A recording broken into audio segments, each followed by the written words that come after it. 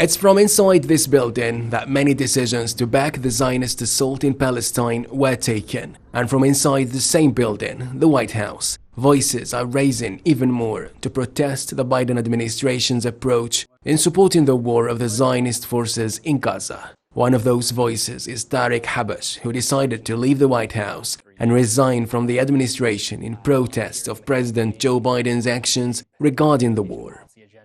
I cannot stay silent as this administration turns a blind eye to the atrocities committed against innocent Palestinian lives in what leading human rights experts have called a genocidal campaign by the Israeli government.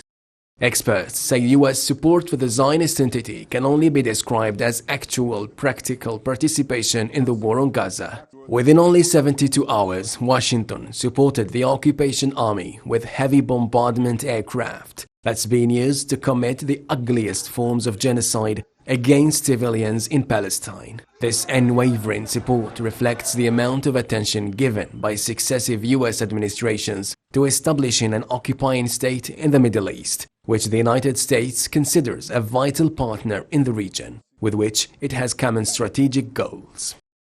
The voice of Habash is not a solitary one.